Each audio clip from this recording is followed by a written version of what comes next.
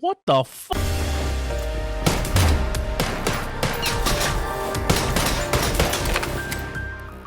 Hello everyone, this is KansaiDorito, and this is the 18th episode of Girls Frontline 2 Explained. We talk about the girls, their skills, and some of their backgrounds to get you caught up. Today, we're going to talk about Colphne, aka Ramilia Scarlet from Toho. Cell phone is a handgun unit debuting in Girls Frontline 2, and due to her recent imprint, is the newest T-doll we know of, which I think is just nifty. Coffee's past is a little mysterious, but we know she was a medical support doll in a regiment that was completely wiped out during an Elite attack. After being presumed dead, she would end up with Polgnitsa, who, after a failed resupply, would give crab meat to the Elmo. Eager to be part of the team, Crackpipe would request to become a T-doll, so she'd be imprinted with a firearm and with a fire control core, and become the combat medic of the Elmo crew, who she would faithfully stand with up until the most recent story events. Personality-wise, whoa, hold up. That's her. Oh my god. Vika. Cellulite is very, very sweet. Bubbly, even. Or at least that's how she acts, unless Vepley's around. Then she goes mask off. It's definitely apparent that she carries some survivor's guilt, and the deaths of her old allies weigh on her. But she pushes on, to protect her new friends, her new family. Canary's weapon is the Taurus Curve, a 380 auto pistol designed by Taurus, a firearms manufacturer in Brazil. Wait! Before you get all Brasil número un campeão penta on me, the Curve wasn't designed by Taurus in Brazil. It was designed by Taurus USA, specifically for the civilian concealed carry self-defense market. Some of you non-Americans are probably scratching your heads at marketing a firearm specifically to civilians, so let me get you up to speed. So, humans carrying weapons for self-defense is fucking ancient. Like, our cave-dwelling forefathers probably carried a sharp rock between their butt cheeks in case things got weird. Even when the 10th century Chinese were putting gunpowder and rocks into a tube of bamboo, there was an effort to keep them portable. So portable, convenient self-defense weaponry is nothing new. But to self-defense firearms, we're gonna have to fast forward another couple centuries to get to the first real concealed pistols, the wheel lock. So in about the 1500s, wheel lock firearms were invented as a progression of the previous matchlock firearms, and unlike their predecessor, actually allowed a fully enclosed firing mechanism. Compared to matchlock firearms, which had a literal piece of fucking rope that ignited the powder in the chamber, the wheel lock used a spring-loaded steel wheel that would spin against some pyrite to spark the gunpowder in the pan. This let it actually be somewhat concealable, and it could be drawn and fired with decent haste. Unfortunately, they were super complex to build, and only ever owned by the extremely wealthy. These guns, though, as cool as they were, only fired a single shot, took forever to load, and were expensive and complicated to upkeep. But as the centuries went on and cheaper alternatives like the ever-popular flintlock started becoming more available, people of all kinds would start to properly carry concealed firearms for protection.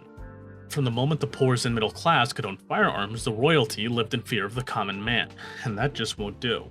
They wanted all the guns to themselves and their loyal military men, so most of Europe would illegalize carrying firearms unless you were either in the military or part of state-sanctioned militias.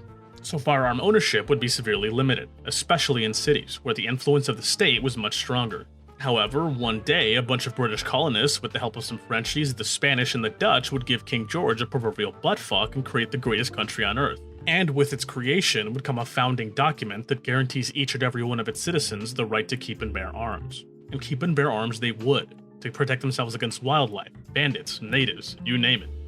We're still talking muzzle-loaded flintlocks and shotguns though, and while they definitely were useful, the pistol had some advancing to do, with a branching path. The first path was that of the pepper box, which was a pistol with a bunch of barrels, allowing its user to have more than one shot at the ready in a compact-ish package. These things had a ton of issues though, with cook-offs, poor accuracy since the barrels were shorter, and being kinda bulky and heavy since the multiple barrels made it really clunky. However, in London, an American named Elijah Collier patented a design for a flintlock pistol with a revolving chamber. A flintlock revolver, if you will. And it blew dicks. It was handmade and thus expensive. You couldn't get it wet because, it's a flintlock. You had to turn the cylinder by hand, so it wasn't exactly quick, and like the pepper box, bulky and heavy. But another American, a fucking genius named Samuel Colt, saw potential in Collier's idea and made it his own. He would move away from the flintlock, using a brand new percussion cap, added a mechanism that automatically rotated a cylinder chamber in line with the barrel in a single action, and a couple other things that I might cover some other time maybe. Needless to say, Colt's revolvers were a fucking slam dunk, and with the power of machine mass production, cheap as chips too. Soon, every merchant, settler, lawman, and outlaw, both sides of the Mississippi, had their personal piece of pocket freedom. Revolvers would see many advancements, like the introduction of bullets in brass casings and double action, letting these revolvers perform the action of cocking and releasing the hammer in a single trigger pull. Again though, still just revolvers. It would take until the late 1800s for people to finally start making semi-automatic pistols, like the German C93 or the also German Luger. But the jinking loading mechanisms were expensive and complex, so they really never caught on with the average Joe. That is, until another American, another fucking genius named John Moses Browning, would make a simple, easy-to-use, inexpensive, self-loading, semi-automatic, recoil-operated, tilting barrel 45 caliber pistol. That, like Colt's revolver, would set the standard for all pistols that would come after. 2 world wars later, the 1911 would still be an extremely popular design, and it would take until the butt end of the century to finally be overtaken as the most popular civilian handgun, where a renowned horse semen salesman would make his new iconic pistol, the Glock 17. A pistol that took all the good parts of the 1911, made it smaller, made it hold more ammo, and made it more digestible for the average civilian. The Glock 17 would quickly become the new standard for personal defense and quickly solidify itself into the modern concealed carry culture, especially with the introduction of the Glock 19, a more compact version of the 17. Now, a Brazilian company called Taurus is looking to get into the US civilian concealed carry market, so they make an offshoot, Taurus USA. The semi-automatic pistols or revolvers are selling decently well, but they're looking to make a proper splash in the concealed carry market. Something compact, easy to use, but most importantly, comfortable to carry. The design would slowly come together by the 2010s. A credit card figured, slightly curved pistol, chambered in the bare minimum bullet that can actually kill a man, the 380 Auto, and name it the Curve after its, curve. Their dream of an ultra-concealable, comfortable pistol would properly come to fruition, as the Curve really does what it set out to do, leaving only a slight lump on someone's hip in comparison to the more noticeable bulge a more conventional pistol might leave. However, concealability might be its only success. The Curve has basically every issue a pistol can have. It's unreliable and fails to cycle its anemic rounds more often than not. Fuck shitty iron sights, the Curve has none. It's got the world's shittiest laser permanently attached to it with no way to mount a better one. They somehow even managed to give a fucking pea shooter a heavy, mushy trigger. An absolutely incredible accomplishment. And even more surprising than even that is the recoil, which you'd think would be manageable, but it's blowback operated and doesn't give you a lot of room to properly grip it, or at least my beefy fucking hands can't, so when you shoot it, it really recoils, and is damn near blown out of my hands. Obviously, this thing fucking failed, had a super short production run, and despite being cheap as fuck because it's manufactured in Brazil, they really couldn't get rid of these things, and they stopped making them in 2018, and have yet to bring them back. The Curve now is a weird footnote in the ongoing history of concealed civilian firearms, and despite having a bit of a fan club in the Japanese airsoft scene, is only really noteworthy now for being a piece of shit or because of cellophane, which unironically has made this thing pretty fucking hard to obtain. But I know you obtained her in-game, so without further ado, let's get to her and her skills, cons, and upgrades. So, Creamcorn is a healer, and that's really her focus. She can deal, like, an amount of damage, and has the capability of supporting her allies with buffs, but crop rotation really is just a healer. A damn good one, mind you, but that's really going to be her focus on a team. Unfortunately, as the game stands now, dealing damage is the main way shit gets done, and Colgate just doesn't contribute much. Fuck that! She's too fucking cute to sit on the bench, so let's get to know her kit, starting with her passive, Medical Contingency, which does a bit. First, if an enemy takes targeted damage within 6 tiles of Clanky, she does a follow-up attack where 80% of her attack is physical and 2 stability damage. Then, Cream Cake applies Attack Up 1, a 10% damage boost to the ally that triggered it for 2 turns, and gives her 1 Confectance point, once per turn.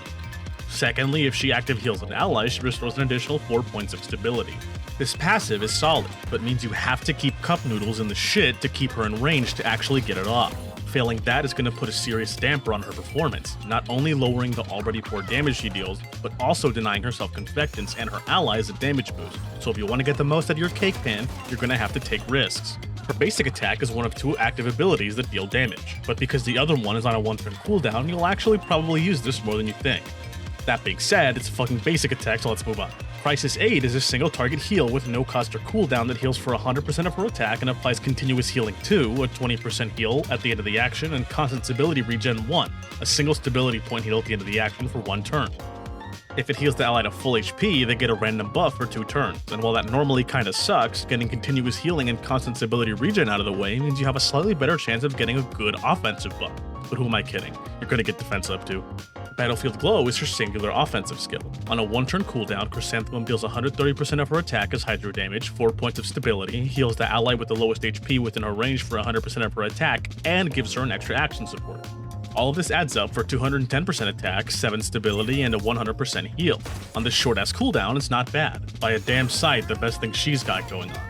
Her ult is Emergency Treatment, a 2 confectants cost 8 range heal that heals for 150% of her attack, 5 points of stability, cleanses Taunt and Fear, and 2 other debuffs. Yep, 3 cleanses. Now this heal is good.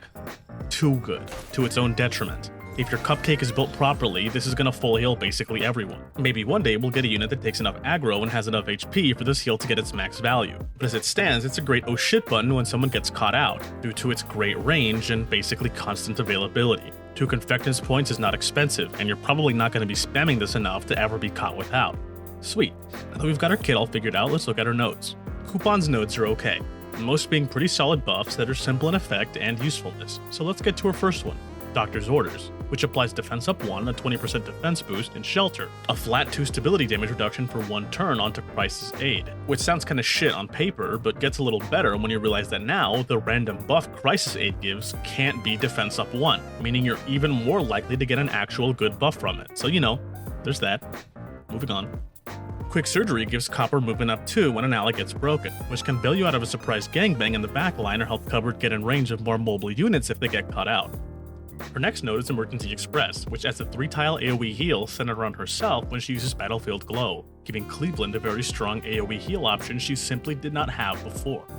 Combat Medic is dead simple, giving Colphne a 10% attack if she's above 80% HP, giving her slightly more potent heals and a bit more damage. Recover at Rest gives her a free cleanse on all of her heals, which is something most of her heals lack, and with all the incredible heal uptime she's got, she can be worth bringing onto teams as a cleanse bot. Her last node, Fast Recovery, is also dead simple, increasing healing by 20% on targets below 50% HP, which is honestly kind of overkill most of the time.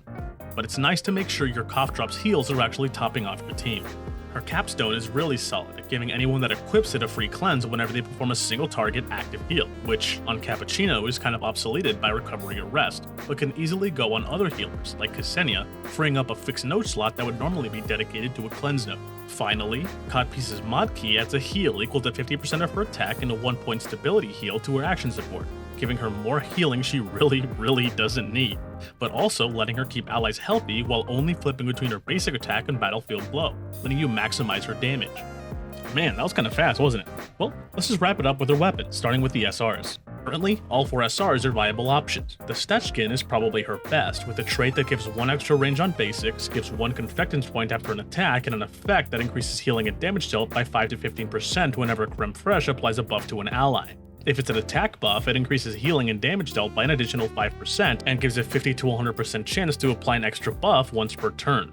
This helps round out Cupertino a bit better, giving her an extra buff to contribute a bit more to a team as well as giving herself some more damage, healing, and confectants to keep her stored ult charges topped up.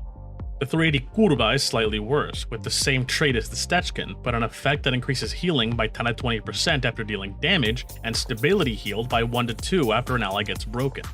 Like I said before, Colonoscopy's heals are already massive, and usually much more than any of your dolls can take without overflow, so for a well-built canoodle, this is probably redundant. For a poorly built one, or one thrust into content and sheer desperation, it's a noticeable boost that's really welcome. The other 2 are worse and harder to obtain than these first 2, so I'm just going to move on to the SSRs. Hestia is the brand new SSR released with Faye, and even though it turns one of the prettiest pistols in the world into some absolute butt cheeks, it's got the most base attack of any of the pistols in the game, and by a solid margin too, which will give a nice boost to Columbia's damage, as well as her healing output. It's got a nutty ass 25% crit damage boost too, pushing that damage even further but requiring you to farm crit rate and give up some health stats that would normally be nice to have. Its trade increases stability damage dealt to enemies within 3 tiles by 1, which might be a little awkward to pull off, but hey, some extra stability damage never hurt. Its effect increases physical damage by 10 to 20%, which boosts her auto and action support damage. And if the target is within 3 tiles, it increases all damage dealt by another 10%. If your celery thirsts for blood, Hestia is a solid option. Lord knows you're just gonna end up with one eventually. Her best handgun, in my opinion, is still Papa Figo. It's got a lower base attack than Hestia, but a 15% attack boost to compensate. Same effect as the 3D Colphne Stetchkin, which is okay, but an effect that increases damage and healing by 15 to 30% when at or above max to half health. I know I said healing bonuses are kind of wasted on Kungulala since she already heals so much, but the damage boost is easier to maintain, closing the gap with Hestia, and giving you some freedom in attachment stats, since not having to build crit on your fucking healer is a godsend, and the extra tankiness is nice since her self-healing takes valuable turn economy. For attachments, go Hydro Boost for general damage, Ballistic Boost to get the most out of Hestia, or Emergency Repair if you feel your stability is lacking. For substats, you can really go with any stats you want, except defense. Defense sucks. You really should focus on attack and attack percent though. Wow, that's another one done. Thanks so much for watching. I didn't get to do this last video since I didn't want it to be too long again, but I wanted to personally thank Full Auto Alchemist for the outfits and weapons he has gifted. With the exception of Nemesis's Yu-Gi-Oh outfit, which a certain snarky asshole bought for me, Full Auto has bought every single outfit in the game for me, from the bottom of my heart, man. Thank you. As always, if I got anything wrong or missed something, or you want to talk about the absolutely ludicrous plumpness of Colphne's ass, please leave a comment. I read every last one. If you've got any interest at all in helping me do what I do, please consider doing so on my Ko-fi. Every dime goes to helping me obtain, test, and build dolls, or barring that, you could always leave a super thanks or become a channel member.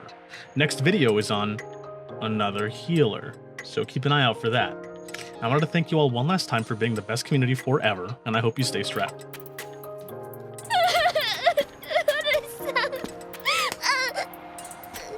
だからしけたつらしてんじゃねえよ。